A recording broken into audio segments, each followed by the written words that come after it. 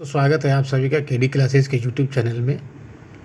Lucent general knowledge के तीसरे lecture में आप सभी का स्वागत है।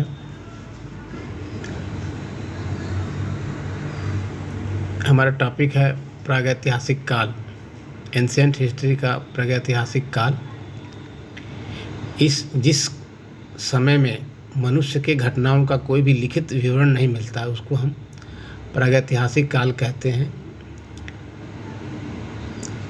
आद्य प्रागैतिहासिक काल उस काल को कहते हैं जिस काल में लेखन कला के प्रचलन के बाद लेख पढ़े नहीं जा सकते थे। ज्ञानी मानव यानी होमो सैपियंस का प्रवेश इस धरती पर आज से लगभग 30 से 40 हजार वर्ष पूर्व हुआ था। पूर्व पाषाण युग के मानव की जीविका का मुख्य जो साधन था वो शिकार था। शिकार करके वो अपनी जीविका चलाते थे पूर्व पाषाण काल वाले मानव। अगर हम आग के आविष्कार की बात करें और पहिए के आविष्कार की बात करें तो आग का आविष्कार जो पूरा पाषाण काल में हुआ था तथा पहिए का आविष्कार जो है नव पाषाण काल में हुआ था। मनुष्य जो है अपना अस्थायी जो है निवास की जो प्रवृत्ति जो है उसकी डेवलप हुई वो नव पाषाण काल में हुई थी और उसने सबसे पहले जो है कुत्ते को अपना पालतू पशु बनाया था। मनुष्य जो है जब किसी धातु का प्रयोग करना जाना तो सबसे पहले उसने तांबे का प्रयोग किया तथा उसने जो भी औजार बनाया वो पहला औजार जो है कुल्हाड़ी था। कृषि के आविष्कार की बात करें तो ये भी नवपाषाण काल में ही हुआ था। प्रागैतिहासिक अन्न उत्पादक स्थल मेहरगढ़ पश्चिमी बलूचिस्तान में अवस्थित है। कृषि के लिए अपनाई गई सबसे प्राचीन फसल जो है गेहूं और जौ थी। पल्लावरम नामक स्थान पर प्रथम भारतीय पूरा पाषाण कलाकृति की खोज हुई थी। भारत में पूर्व प्रस्तर युग के अधिकांश औजार जो थे स्फटिक पत्थर के बने होते थे। भारत का सबसे प्राचीन नगर मोहनजोदड़ो था तथा सिंधी भाषा में जिसका अर्थ जो है हम मृतकों का टीला कहते हैं। हम प्रागैतिहासिक काल में जो है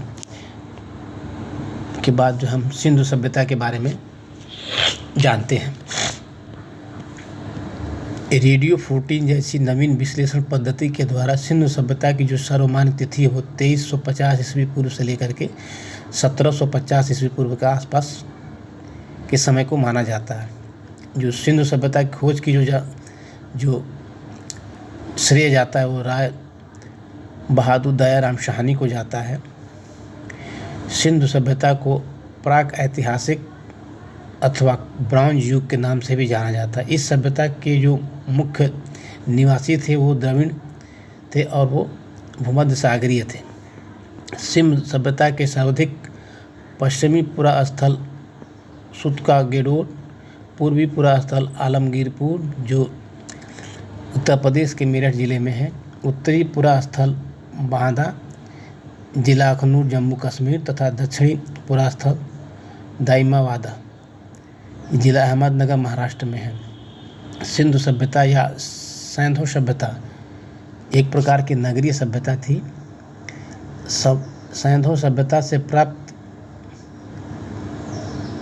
परिपक्व अवस्था वाले स्थलों में केवल 6 को ही बड़े नगरों की संज्ञा दी गई है। उसमें है मोहनजोदड़ो, हड़प्पा, गढ़वारीवाला, धौलावीरा, राखीगढ़ी और कालीबंगन। स्वतंत्रता प्राप्ति के पश्चात हड़प्पा संस्कृति के सर्वाधिक स्थल गुजरात में खोजे गए हैं। लोथल और सुतकोदिता सिंधु सभ्यता का बंदरगाह था, ऐसा हमें इतिहास से जानकारी मिलती है। जुते हुए खेत और नक्काशीदार ईंटों के प्रयोग का साक्ष्य जो है कालीबंगन से प्राप्त होता है। मोहनजोदड़ो से प्राप्त अन्नागार संभवतः सैंधो सभ्यता की सबसे बड़ी इमारत थी। मोहनजोदड़ो से प्राप्त बड़ा स्नान घर एक प्रमुख स्मारक है जिसके मध्य स्नान कुंड 11.88 मीटर लंबा, 7.01 मीटर चौड़ा तथा 2.43 मीटर गहरा है अग्निकुंड लोथल और कालीबंगन से प्राप्त हुआ है। मोहनजोदड़ो से प्राप्त एक सील पर 3 मुख वाले देवता यानी कि पशुपतिनाथ की मूर्ति मिलती है। उनके चारों ओर हाथी, गैंडा, चीता तथा भैंसा विराजमान है। मोहनजोदड़ो से नर्तकी की एक कांस्य मूर्ति भी मिलती है। हड़प्पा की मोहरों पर सबसे अधिक एक श्रृंगी वाले पशु का चित्रण मिलता है। मनके बनाने के कारखाने लोथल और चन्हुदड़ों से मिलते हैं। सिंधु सभ्यता की लिपि एक भावचित्रात्मक लिपि थी। यह लिपि दाहिनी ओर से बाईं ओर लिखी जाती थी। जब अभिलेख एक से अधिक पंक्तियों का होता था तो पहली पंक्ति दाईं ओर और दूसरी बाईं से दाईं ओर लिखी जाती थी। सिंधु सभ्यता के लोगों ने नहरों और घरों के विन्यास के लिए एक ग्रिड पद्धति अपनाई हुई थी। घरों के दरवाजे तथा उनकी जो खिड़कियां हुआ करती थी सड़क की ओर न खुल करके पिछवाड़े पीछे खुलती थी। केवल लोथल नगर के घरों के दरवाजे मुख्य सड़क पर खुलते थे। सिंधु सभ्यता की जो फसल थी वो मुख्य फसल थी, उसमें गेहूं और जौ हुआ करता था। सैंधववासी मिठास के लिए शहद का प्रयोग किया करते थे।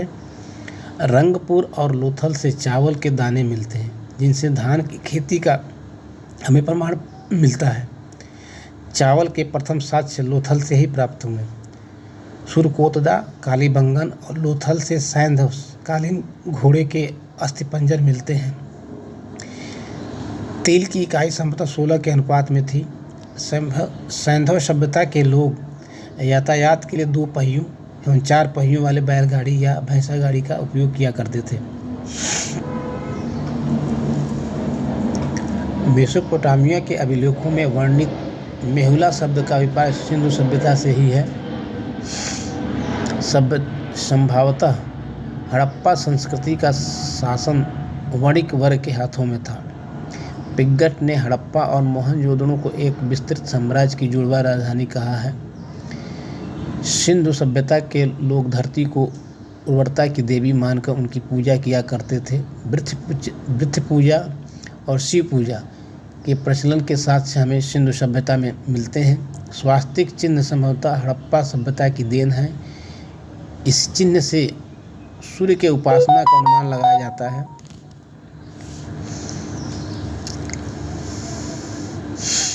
सिंधु घाटी के नगरों में किसी भी मंदिर के अवशेष नहीं मिलते हैं। सिंधु सभ्यता में मात्र देवी की उपासना सर्वाधिक प्रचलित थी। पशुओं में कुबड़ वाला सांड इस सभ्यता के लोगों के लिए विशेष पूजनीय था।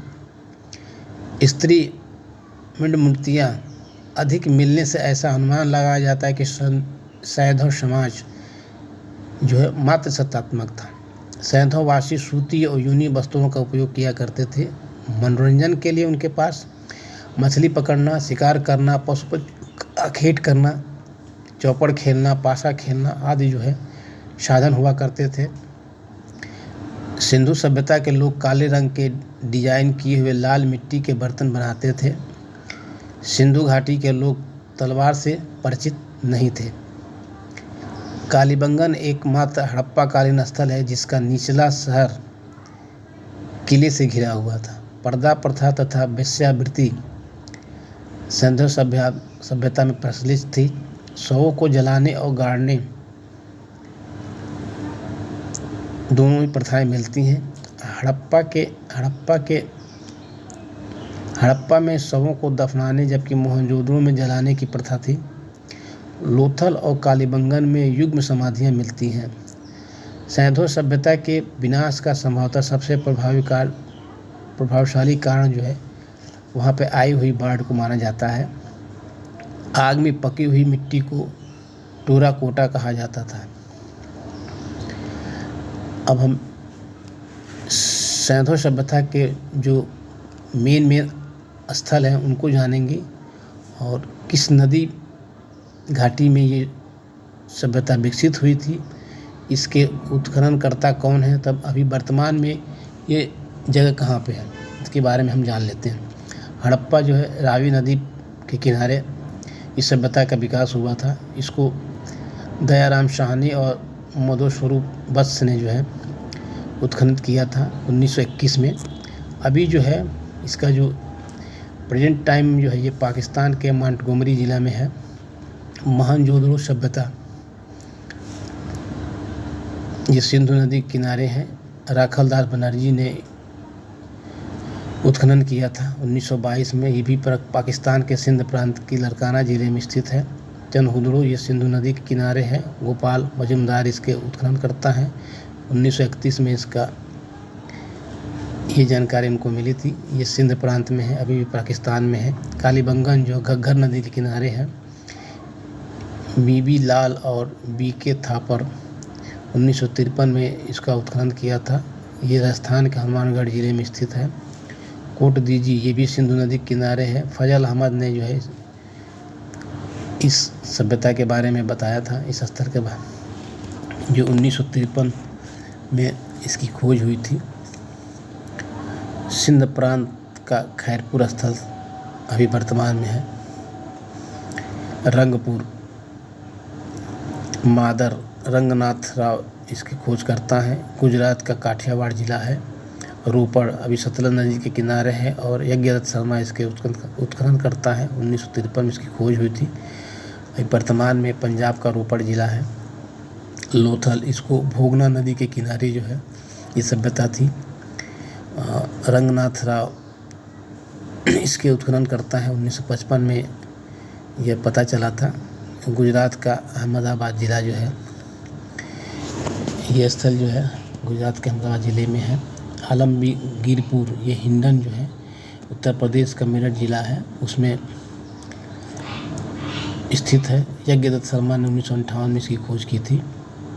और सूत का गोडोर ये दास्क नदी के किनारे है। ऑरेंज स्टाइल और जॉर्ज डेल्स ने इसकी खोज की। जो अभी जो है यह स्थल जो है पाकिस्तान के मकराना के समुद्र तट के किनारे स्थित है। बनमाली रंगोई नदी के किनारे है। रविंद्र सिंह बिष्ट ने इसकी खोज की थी। अभी ये हरियाणा के हिसार ज़िले में स्थित है। और धौलावीरा ये कोई नदी घाटी के किनारे नहीं है। इसकी खोज जो है रविंद्रनाथ बिष्ट ने की थी 1990 में, जो गुजरात के कच्छ ज़िले में स्थित है।